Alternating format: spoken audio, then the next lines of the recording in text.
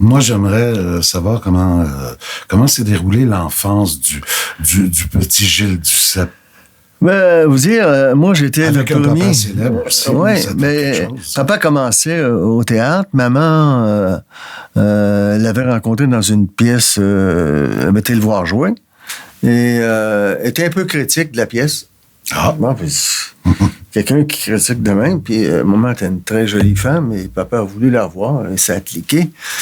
Et on vivait dans un 4,5 sur la rue Chambly à Montréal, entre Hochelaga et Rouen.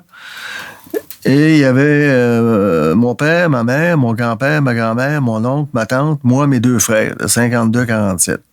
dans un De 47 à 52, plutôt.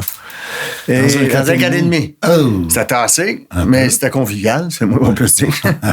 Et mon grand-père était un orphelin britannique, ce qu'on dit les British Home Child. Ça, on en a parlé tout à l'heure dans l'émission, c'est intéressant. Et donc, c'est ces enfants que la Grande-Bretagne, à partir de l'âge de 16 ans, les orphelins qui étaient dans les Burn-Out Schools, les orphelinats britanniques, ils les expulsaient pour les envoyer en Nouvelle-Zélande, en Australie, puis au Canada, leur colonie, pour les peupler. Donc, mon grand-père est arrivé ici à l'âge de 16 ans et ne parlait pas un mot français. Comme il était catholique, les catholiques restaient au Québec, les protestants s'en allaient dans le reste du Canada.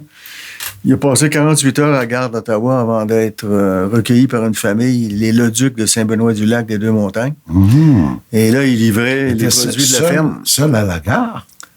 Ben, il y avait sûrement un comité d'accueil qui j'espère. était là, Ouais. mais personne n'était venu le recueillir encore. OK. Et heureusement, Madame Leduc parlait anglais, c'est une enseignante, ça a aidé. Et lui livrait la marchandise à Oka, les produits de la ferme. Et il pouvait parler au Mohawk de Kanastake qui parlait anglais. Et il est tombé amoureux d'une pilon. Radio Azul International, la radio sans frontières.